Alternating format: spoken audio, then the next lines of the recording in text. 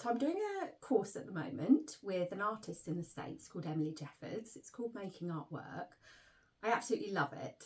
And in the first module, she introduced a concept which is called your highest work. And when she first introduced this, I thought it was going to be something that you're most proud of, your piece that you've put most time into, a piece of work that is your bestseller, for example.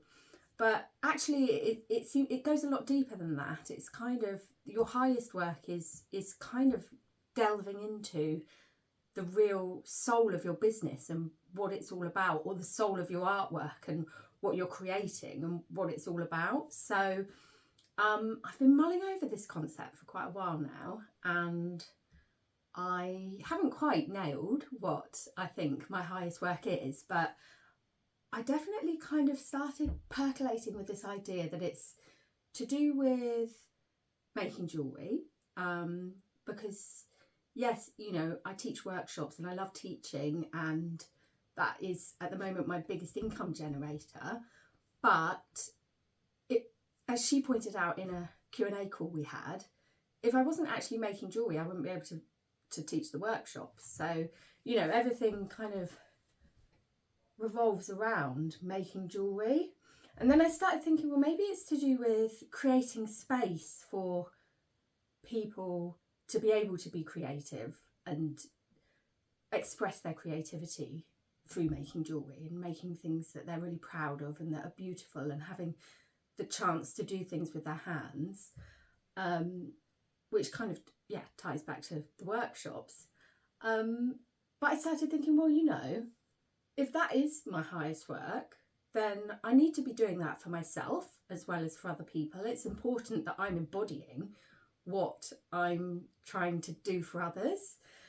So following on from this, I kind of realised, you know, I do make jewellery. I make, with my membership, I post a monthly tutorial, so I'm always making a new piece for that. But it's been a while since I've really just let myself be creative and just go for it and experiment and see what happens. So I said to myself, as a bit of an experiment, I'm going to have a day a week, or even a half day, but preferably a day a week, that is purely for me to make jewellery, to experiment, to see what's happening, to see where my mind goes, to practice my craft, and to create that space for me to be able to be creative again. So today is my first day, and we're already in the afternoon, and I still haven't made any jewellery. Instead, I have been online and ordered some more findings and bits and pieces, which I feel like I need in order to make the ideas that are in my mind. I've spent quite a long time looking at this mess behind me, thinking, okay, I probably should clean it, moving things around, feeling a little bit overwhelmed, but not actually making anything, which I think is a form of procrastination. And I was chatting to my sister about this, and she was saying, well, it's typical, isn't it? When you give yourself the space to be creative, suddenly the block comes in and everything shuts down, and I can feel myself thinking, oh, if I start making something, is it going to be good enough? That's always the question that's revolving in my mind. And it's like, well, good enough for who? What is this whole good enough thing? Good enough to sell? Or is not the whole point of this day that I'm being creative? So actually it just needs to be good enough for me to be able to be creative. And in that respect, it could be absolutely anything at all. I don't need to be making anything that's good or saleable. I just need to be making. So I'm posting this. You can hold me accountable. I am going to make some new jewellery today. Don't know what it's going to turn out like, but we will see, and I will keep you updated.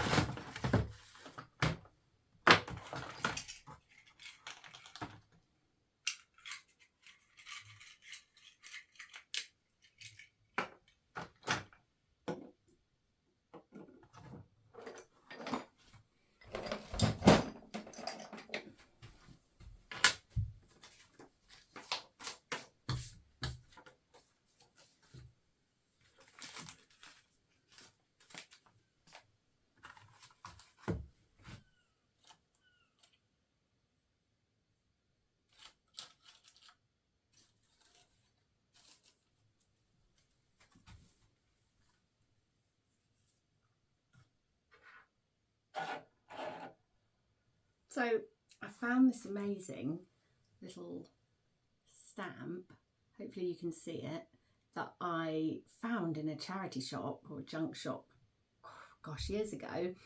And it's got a sun face in the middle and then the zodiac signs around the outside. I think it's originally an ink stamp. So I remembered I had this, and I also found these really tiny, cute little pre-made fine silver bezel cups. So what I'm going to do is see if I can make a mould using this stamp, using Siligum, which is a 2-part moulding compound, and then attach the bezel cup so that it can have a really tiny little, a little stone set into it. These bezel cups are great for cabochon stones, and they can be fired in fine silver clay. They're fire in place, so they make it a lot easier if you want to set stones. So this is what I'm going to try. I hope it works.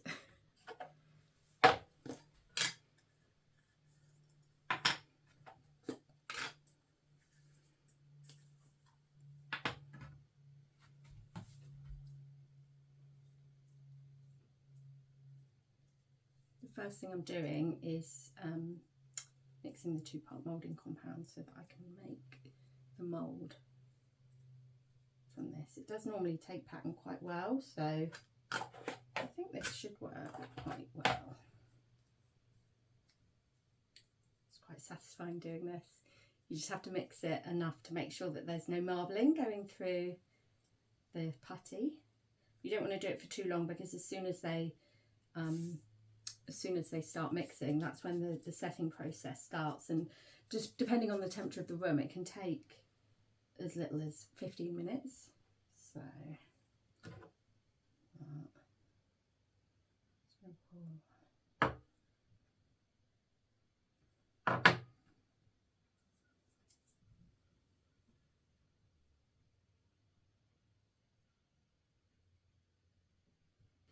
so this is now completely solid. You can tell because I've pushed my fingernail in and it bounces back, it doesn't leave a mark.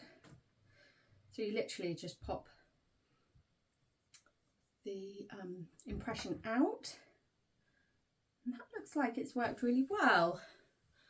See if I hold it up, if you can see it. I don't know if it's going to be too dark.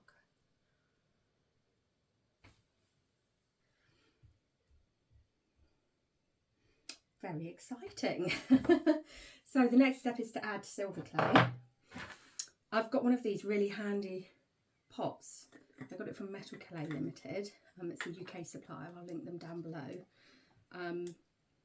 They enable you to keep bits of silver clay fresh for longer. You just have a damp sponge that sits in the top, and there's little holes in here. So I should have enough clay to do this. I think that will be enough.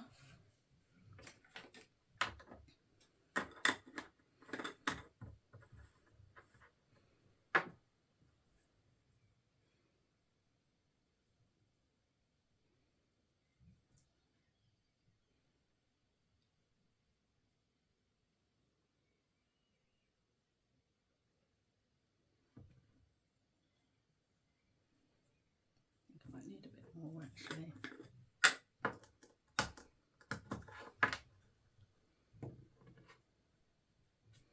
I'm actually going to add just a tiny bit of water to it, really just a tiny spray, just to make it slightly moister again and help the two different lumps of clay mould together.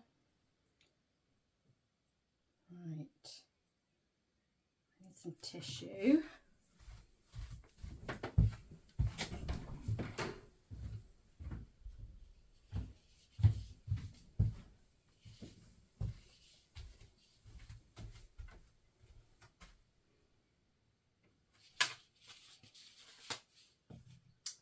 So I'm just going to use the tissue to spray a tiny bit of oil onto the mould to help the clay come out. A lump of clay there, holding it between the palms of my hands. use some playing cards to roll it out to ensure that I get a even thickness. So I'm going to start with 4 playing cards thick.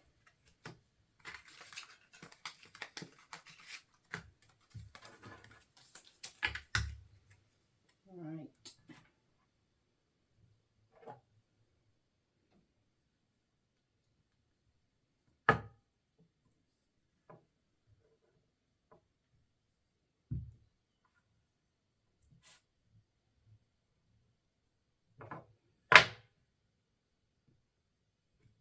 I'm going to put it onto my mould. Just want to make sure there's no fluff on there.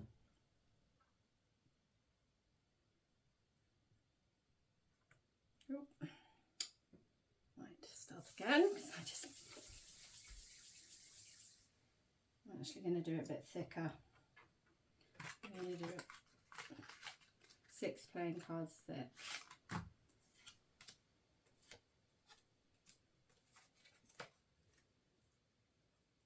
Okay.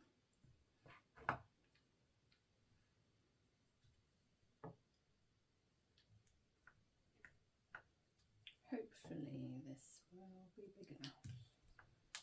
Yeah. Now I'm going to press it quite firmly down onto my mould.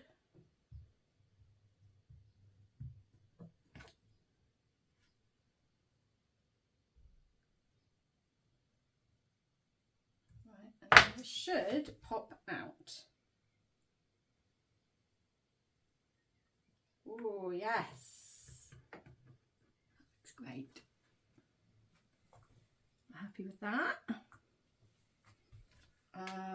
I've got a circle cutter here, which I'm going to use. It's just about perfectly the right size actually, so I'm going to use that to neaten up the edge.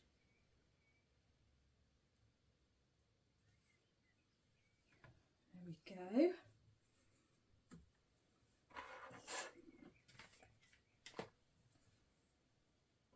Toothpicks. Toothpick. This is why having a super organised workspace would be good. I'm getting there. I'm working towards it. This is part of my goal in life. So here we go. Just put this back into the pot to keep it moist. And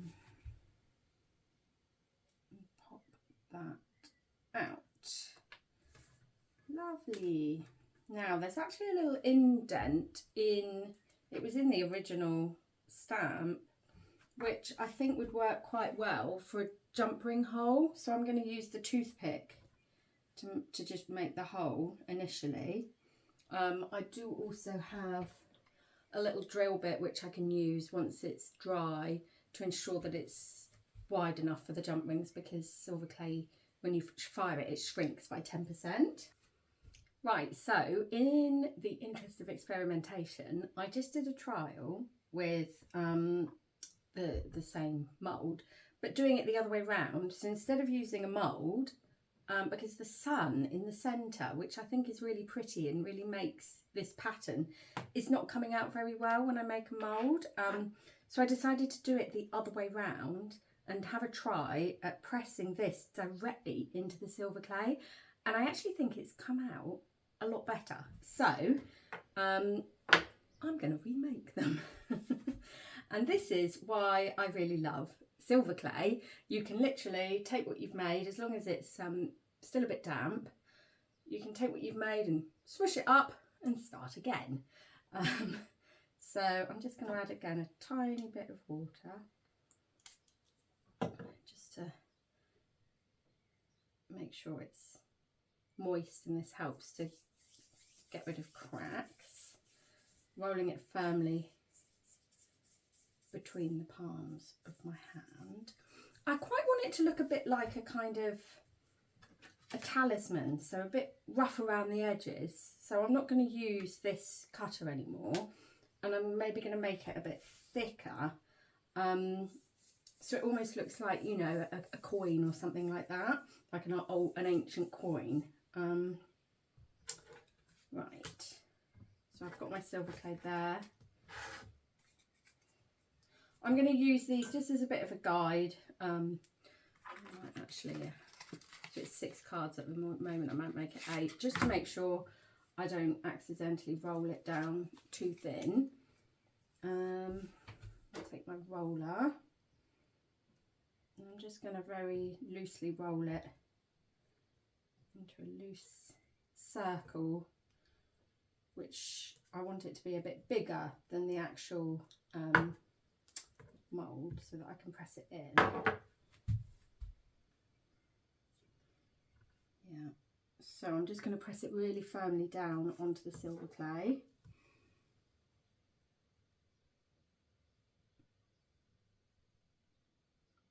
Pressing it really firmly to try and get as much of that pattern as possible. And then pop it out. I love that. It looks really nice. I hold it up. I'll share a photo as well. But I've just realised actually what I was thinking about having the rough edges isn't going to work, because you see the corners here. So I am going to use this to cut it, to make sure it's centrally lined up.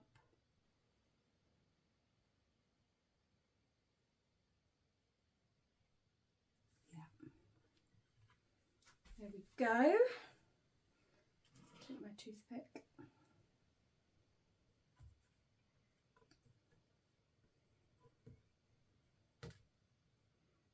Just going to pop the excess back into the pot.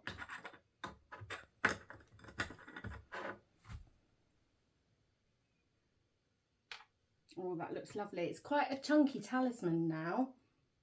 I will weigh it to see exactly how much it weighs. Take my my pick to make the hole for the jump ring.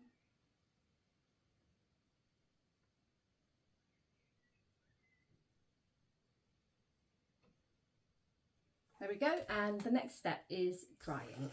I've just been thinking about where the stone could go, and I've realised it'd probably be worth me putting a little indent in, because I want it to go at the bottom of the piece for the little bezel cup. I won't attach the bezel cup until it's dry, but before firing. But I'm just going to try and just make a little indent so that it's got a little bit of a place to sit before I dry the piece. So this is quite fiddly. Push it in. Yeah.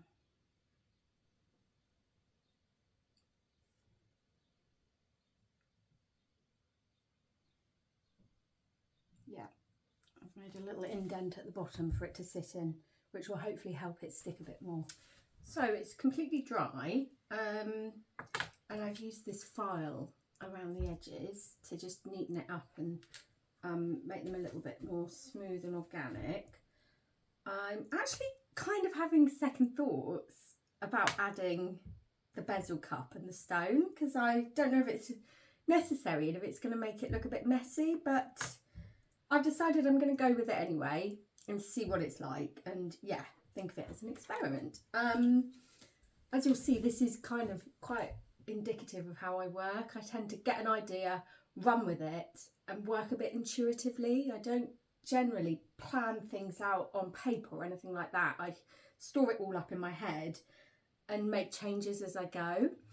So anyway, we're going to go with it and see what it looks like. The way I'm going to do it is I'm going to use some art clay silver paste and just put a massive blob in the little indent gap that I made on the pendant at the bottom, and then push the bezel cup into that, so it kind of acts like a glue, and hopefully that will work. Hopefully that will be enough, because it's such a small bezel cup. when it's fired, the silver clay binds to the fine silver bezel, so it will hold it securely. So let's go for it and see what happens. Yeah, a bit of paste out. It's very runny, so I do want quite a lot. I'm just using a toothpick.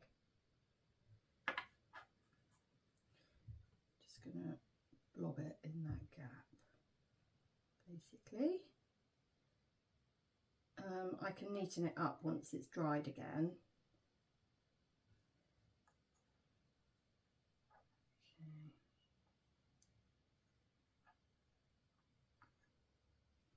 It's very runny, so I'm almost wondering if I might just wait a second for it to dry a little bit.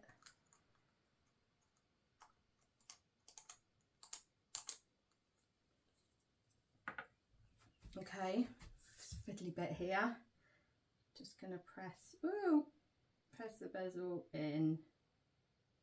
I don't want too much of the clay to go at the top where the actual pattern is, so yeah, that looks all right. I'm going to use this just to build it up around the edges so it almost encases the bezel at the bottom. Hopefully that will mean it holds more securely. I'm just tamping it around the join as well, so that hopefully the two fuse together nicely. I'll take off a bit of the excess at the top.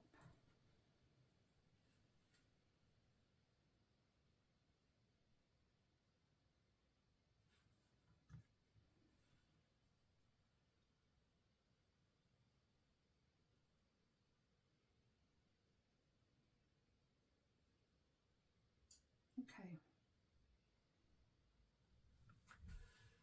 I think that looks quite good, so I'm going to take it down to dry it again. Yeah, it's a bit fiddly, but you know, this is trial and error, but that is the point of my day. So I am now going to fire the piece now that it's dry, because it's quite thick and heavy. I'm going to fire it for a bit longer than I normally would. If you want to know more about any of the techniques which I've been going through today, then I do have a jewellery membership called the Silver Seashells Jewellery School. You can join it for just $9 a month at the moment, and every month I post a new tutorial. I think we've got about 5 tutorials in there at the moment, so I post a new project every month, and I've also got a firing masterclass in there as well, so I'll make sure I link that in the show notes for you. But yeah, now I'm going to fire it, which is always really fun because it involves fire, and yeah, this is the exciting bit because this is where the silver clay actually turns into silver.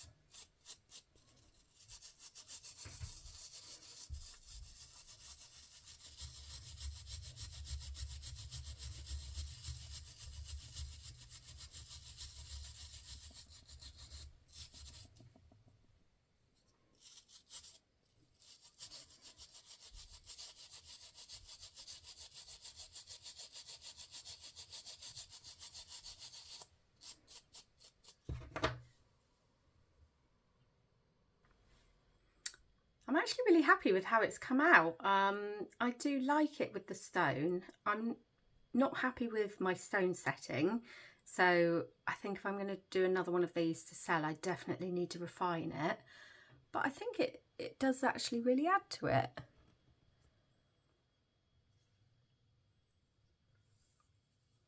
I weighed it and I've used around 10 grams of silver clay, so it is quite a chunky, hefty piece as well. But yeah, let me know what you think.